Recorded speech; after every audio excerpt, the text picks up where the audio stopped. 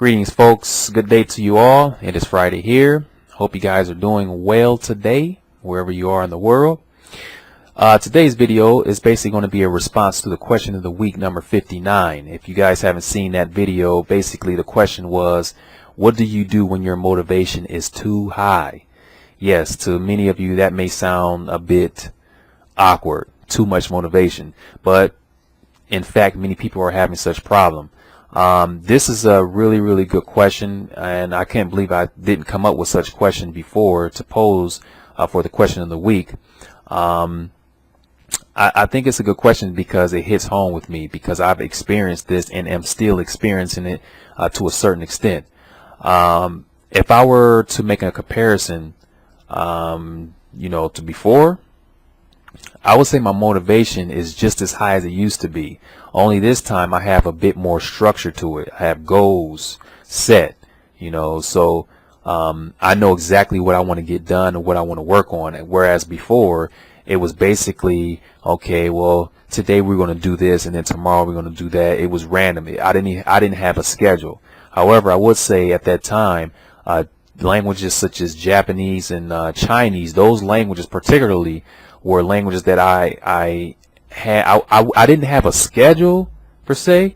I had my focus. I had a lot of focus on those two languages. I was really into those languages, trying to improve them and practicing them every day whenever I can. So yeah, just for those two languages though.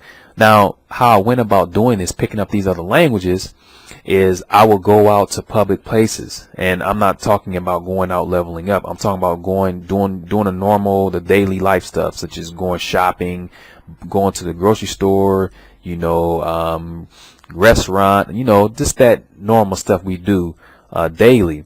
And I would meet like foreigners, okay, and then I had this urge to ask them.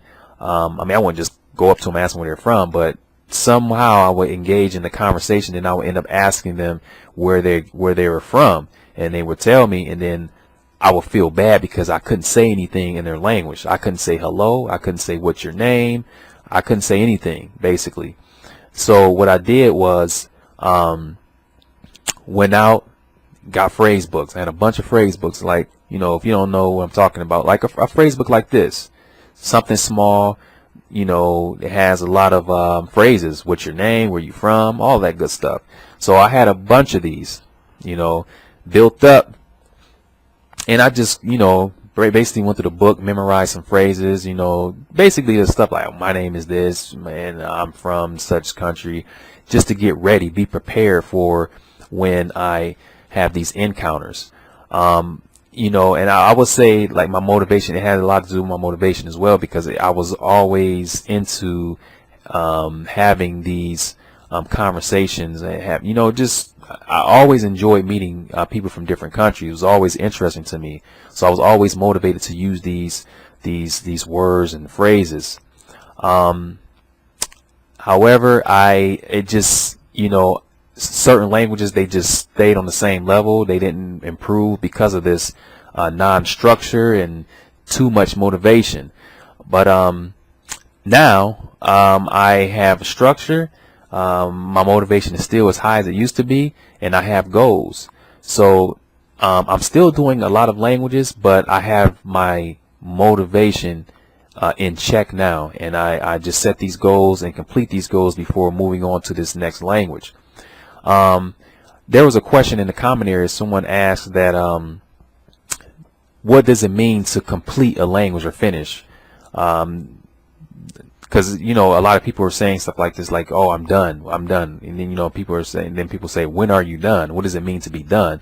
In my understanding, based off of my understanding, what this means is you've met your goal. For example, if I say I wanted to reach an intermediate in such language, whatever the language that may be, once I reach that goal, I'm done. I'm not saying that there's nothing more to learn in the language. There's always something more to learn in the language, but I've met my goal, and that's, for me, that's complete, right?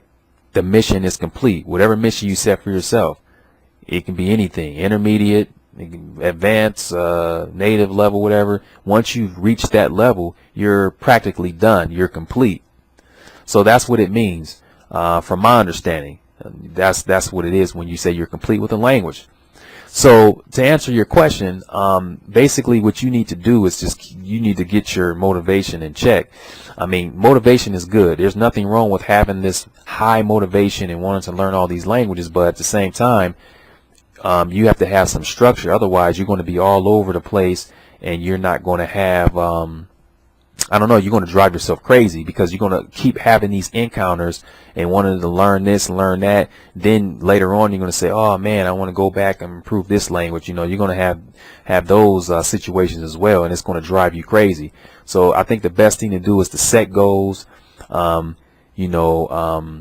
complete your goals and move on like that. You can do as many languages as you want, provided that you have the time. You know, I'm not saying that you shouldn't learn multiple languages, but you need to keep that motivation in check, and just make sure you have everything structured so you won't go crazy. Okay, so yeah, that's basically it. That's what you need to do.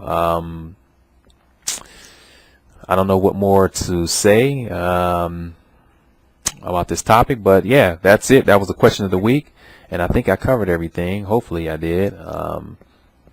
But if you guys are interested, as usual, I'm going to post this video as a response to that question of the week. You can go check it out. Feel free to leave a comment, leave your thoughts, share your thoughts. What do you think about this? And they will be much appreciated. So that is it for this video. Thanks for viewing, and you guys have a great day. Have a great weekend wherever you are. Thanks for viewing.